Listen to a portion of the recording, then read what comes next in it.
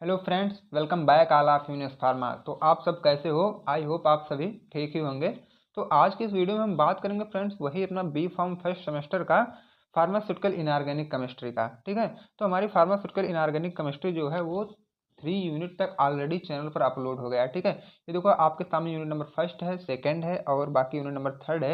ये totally lecture आपके जो है यूट्यूब चैनल पर अपलोड हो गया है। अगर आप नहीं देखे हैं तो डिस्क्रिप्शन बॉक्स में जाओ, वहाँ इसकी स्पेसिफिक मतलब अलग से प्लेलिस्ट बनी हुई है। वहाँ पे मैं सब वीडियो सीक्वेंस वाइज पे लगा के आप सबके लिए वहाँ पे रखा हूँ। ठीक, आप सब वहाँ से अच्छे तरीके से देख सकते हैं और अच्छे तरीके से पास भी हो सकते हैं। और जो हमारी नोट्स है वह टेलीग्राम पर आपको क्या है इजी लैंग्वेज में और विदाउट एनी कॉस्ट के मिल जाएगी। ठीक, और आज देखो हम इस वीडियो में कवर करेंगे अपना यूनिट नंबर फोर्थ में जो हमारा है ये चैप्टर नंबर फर्स्ट आज ही कवर करेंगे एक्सपेक्टोरेंट का। ठीक है, जो कि मिसलेनियस कंपाउंड के अंडर में पढ़ना है।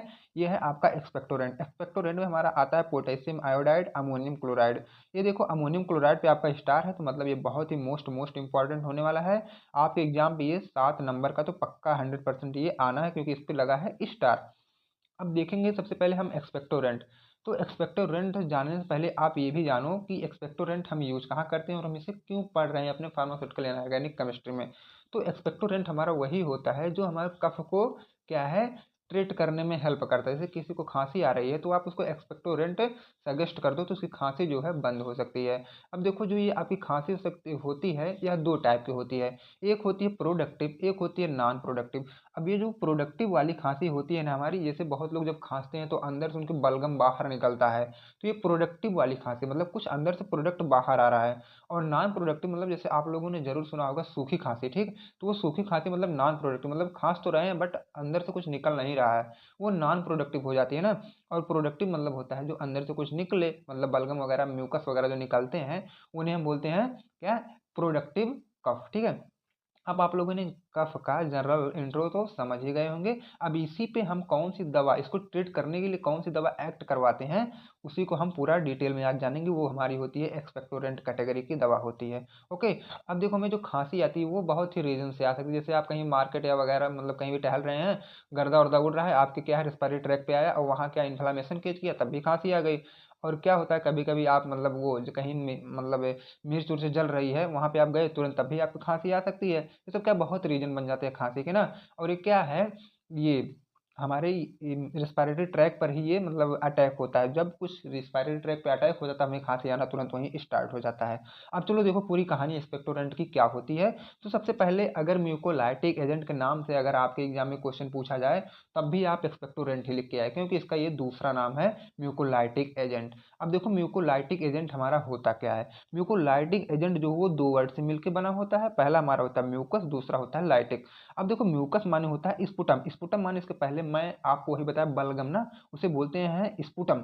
अब देखो उसके बाद लाइटिक मतलब ब्रेकडाउन। अगर कहीं भी वर्ड आएगा लाइटिक तो आप समझ जाइएगा उसका मतलब हो रहा है कुछ वहां पे टूट रहा है, ब्रेकडाउन हो रहा है, उसे हम बोलते हैं लाइटिक। अब देखो these are those agent which are use in breakdown of sputum from respiratory tract. जो आपके रेस्पिरेटरी ट्रैक पर स्पुटम कलेक्ट हुआ था, इसके पहले मैं बताया ना, ये एक प्रोडक्टिव वाली कफ जो होती है ना उस कंडीशन में वो जो हमारा म्यूकस होता है या स्पुटम होता है वो कलेक्ट हो जाता है एक जगह पे। और जब कलेक्ट हो जाता है हमारा रिफ्लेक्स एक्शन जो होता है वो खांसी लगाता है। ठीक है, तो जब खांसी हमें आती है तो इस कंडीशन में हमारा क्या होता है वो प्रोडक्टिव कफ हो जाती है। अब देखो जब वो प्रोडक्टिव कफ हो जाती है तो उस जो रेस्पिरेटरी ट्रैक पे जो हमारा म्यूकस आके जाम हुए थे मतलब जमा हुए थे, उन्हीं को क्या करता है हमारा जो एक्सपेक्टोरेंट है, या तो उनको मतलब जो सूखे रहेंगे ना उनको थोड़ा सा गीला कर देगा, या तो थोड़ा सा मतलब कह सकते हो तो हल्का कर देगा, जो विस्कस है उन्हें थोड़ा हल्का कर देगा, या तो उसको तोड़ डालेगा। तोड़ का मतलब अगर कुछ इस तरह इस फॉर्म में जाके वहां पे चिपके हैं तो जैसे एक्सपेक्टोरेंट आएगा उसे छोटा छोटा पार्ट करके उनको निकालता चला जाएगा। आप खांसेंगे तो बलगम आपका बाहर आ जाएगा। जैसे डॉक्टर सजेस्ट करते हैं कि जब आप खांसो तो जितना बलगम आ रहा है उसको ज़्यादा से ज़्यादा बलगम बाहर करो। क्यों बोलते हैं, जितना बलगम आपका बाहर जाएगा रेस्पिरेटरी ट्रैक से उतना आपकी खांसी में क्या है रिलीफ मिलेगा।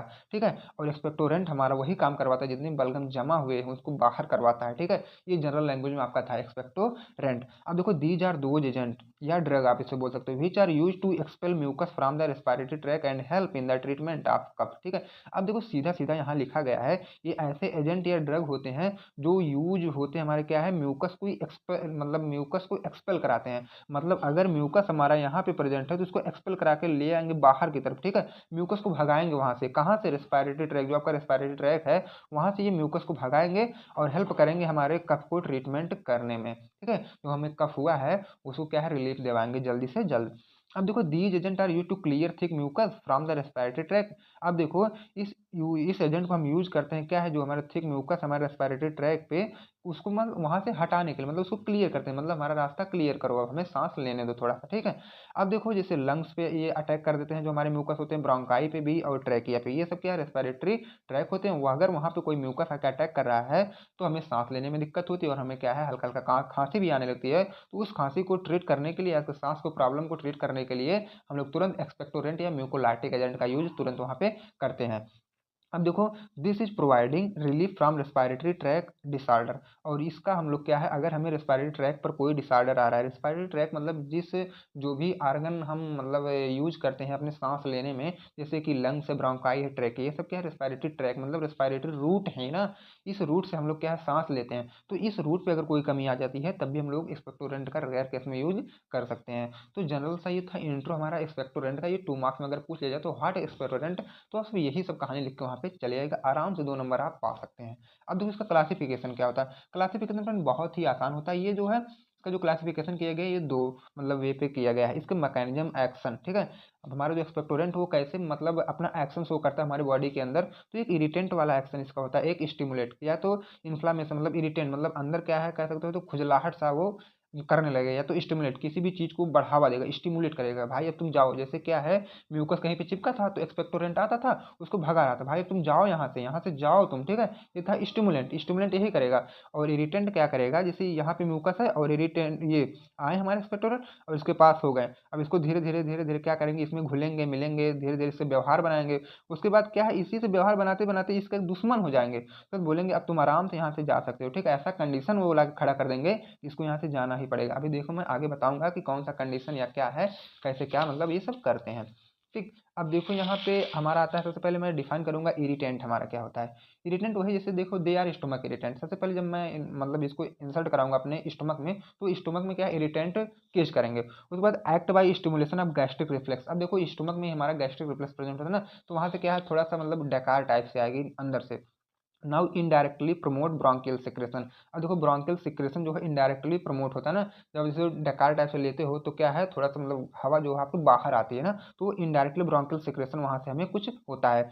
Now increase the secretion of mucus, और वहीं से हमारा जो ये म्यूकस का सिक्रेशन होता है वह बढ़ जाता है। अब देखो जब म्यूकस का सिक्रेशन बढ़ जाएगा तो म्यूकस हमारे बॉडी से बाहर आ जाएंगे, और जब म्यूकस हमारे बॉडी से बाहर आए तो हमें क्या है कफ से रिलेट में हो जाएगा, और क्या है रेस्पिरेटरी ट्रैक पर भी हमारा खाली हो जाएगा, हम सांस आसानी से ले सकते हैं, ओके। अब अगर इसके मैं एजेंट की बात करूँ कि तो अमोनियम क्लोराइड जो कि हमारा मेन इंपॉर्टेंट एजेंट है, जिसका हमें क्या है अभी मतलब वो भी पढ़ना है, एसए वगैरह भी पढ़ना है, स्टार भी इस पे लगा था, ठीक। अभी लास्ट में इसका मतलब बताऊंगा अमोनियम क्लोराइड पूरा डिटेल में क्या होता है। अब देखो हमारा स्टिमुलेंट क्या होता है, इरिटेंट आप समझ गए ना, स्टिमुलेंट क्या होता है, they are act by stimulation of secretory cell of respiratory tract directly. अब रेस्पिरेटरी ट्रैक पे आपके सेक्रेटरी सेल प्रेजेंट होते हैं, उसको यह स्टिमुलेट करेगा डायरेक्ट तरीके से।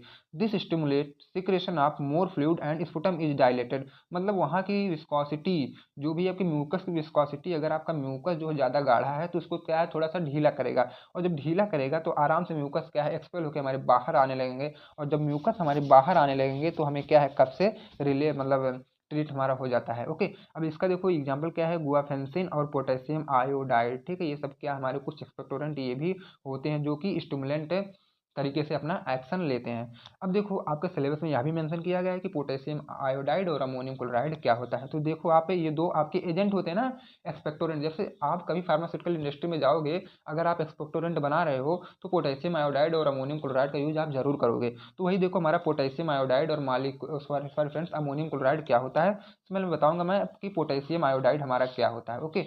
अब देख लो आपकी पोटेशियम क्लोराइड हमारा क्या होता है। अब देखो इसका मॉलिक्यूलर फार्मूला होता है Ki, ठीक है, पोटेशियम आयोडाइड। मॉलिक्यूलर वेट इसका होता है 166 ग्राम पर मोल, ये तो आपका रहा मॉलिक्यूलर वेट। अब ये किस कैटेगरी के अंडर में आते हैं, ये एंटी फंगल भी होते हैं, एक्सपेक्टोरेंट वाला वर्क करते हैं तो सभी को पता है, और डायूरेटिक वाला भी वर्क करते हैं। एंटी फंगल मतलब जो फंगल को ट्रीट करे, एक्सपेक्टोरेंट मतलब जो खांसी को कम करे, और डायूरेटिक मतलब आपके मतलब यूरिन के फ्लो का रेट जो है बढ़ाता है, इसे हम बोलते हैं डायूरेटिक्स। अब देखो अगर इसके मेथड ऑफ प्रिपरेशन की बात आ जाए तो हम इसको बनाते कैसे हैं, ठीक है। बहुत ही आसान मतलब भाषा में यहाँ लिख के लाया हूँ आपके सामने। Hot aqueous solution of potassium hydroxide hydroxide, ये दो पोटेशियम हाइड्रोक्साइड का क्या है हॉट एक्वस सोल्यूशन बना लेंगे। उसके बाद आयोडीन सोल्यूशन के साथ उसको रिएक्ट करेंगे, हमारा बन जाता है क्या पोटेशियम आयोडाइड आराम से। देखो KOH प्लस I2, ठीक है, बना हमारा Ki मतलब पोटेशियम आयोडाइड। अब हमें इसी से मतलब ये हमारा बन गया, तो हमारा क्या है पोटेशियम आयोडाइड बन गया। अब इस रिएक्शन को बैलेंस करने के लिए 6 KOH इधर और 3 I2 इधर, इधर 5 Ki, उसके बाद क्या है 3H2 इधर हो गया, ठीक है। तो हमारा रिएक्शन भी बैलेंस हो गया। अब इसकी हम प्रॉपर्टी देख लेते हैं कि हमारा जो पोटेशियम आयोडाइड है इसकी प्रॉपर्टी भी तो कुछ होगी। इसकी प्रॉपर्टी को हम लोग स्टडी कर लेते हैं। कलर इसका क्या होता है व्हाइट या कलरलेस। दूसरी बात इसका ऑर्डर जो होता है वो ऑर्डरलेस। तीसरी बात टेस्ट जो इसका होता है बीटर होता है। और जो इसका स्टेट होता है वो ग्रेन्यूल पाउडर टाइप का होता है, ठीक। ग्रेन्यूल पाउडर मतलब छोटे छोटे दरबरे या भुरभुरे टाइप के पाउडर होंगे। और इसकी सॉल्युबिलिटी जो है वाटर में तो होती है, लेकिन उससे अच्छी क्या है ग्लिसरीन में भी होती है, ठीक। अब देखो इसका मेडिसिनल यूज, मतलब आप इसको पढ़ रहे हो, अगर आप डॉक्टर बन गए फ्यूचर के तो इसका यूज कहाँ करवाओगे, एक्सपेक्टोरेंट, मतलब सबसे पहले तो खांसी को ट्रीट करने में एक्सपेक्टोरेंट, उसके बाद डायबिटिक में मतलब यूरिन के फ्लो के रेट को आप बढ़ा दोगे। और it is use in treat fungal infection, अगर फंगल इन्फेक्शन किसी को हुआ तभी आप एक्सपेक्टोरेंट का सजेस्ट कर सकते हो। अब देखो अमोनियम क्लोराइड हमारा क्या होता है, यहाँ देखो आपके 7 मार्क्स का इंपॉर्टेंट, क्योंकि इस पर लगा है स्टार। अब देखो अमोनियम, इसका मॉलिक्यूलर वेट हमारा है NH4Cl, सभी को पता होगा। और मॉलिक्यूलर फार्मूला इसका होता है 53.80 ग्राम पर मोल। अब देखो इसका मेथड ऑफ प्रिपरेशन, हम इसे बनाते कैसे हैं।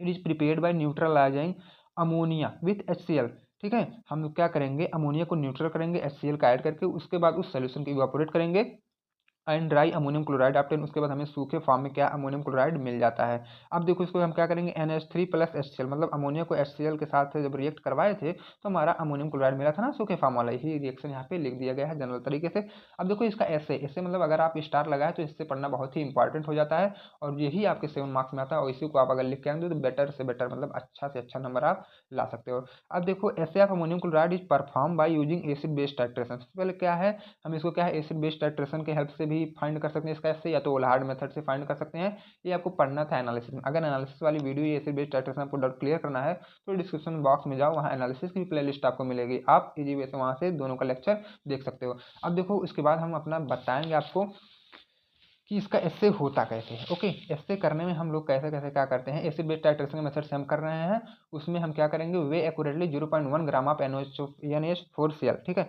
0.1 ग्राम क्या है NH4Cl लेंगे और उसको उसको एक कोनिकल फ्लास्क में लेना, सबसे बड़ी बात तो ये है। उसके बाद 50 ml वाटर उसी फ्लास्क में ऐड कर देना है, और उसमें हम लोग जो अपना सैंपल होता है उसी को डिजॉल्व कर देते हैं। पहले 0.1 ग्राम NH4Cl लेना किसी फ्लास्क में, और उसी में 50 ml वाटर ऐड कर देना, और उसी में अपना सैंपल भी ऐड कर देना। Add 5 ml neutralize formaldehyde solution, और 5 ml न्यूट्रलाइज फार्मल्डिहाइड सोल्यूशन का यूज करते हैं। इसी भी मतलब जो आप सब ऐड किए हो ना उसी में ये भी ऐड करो।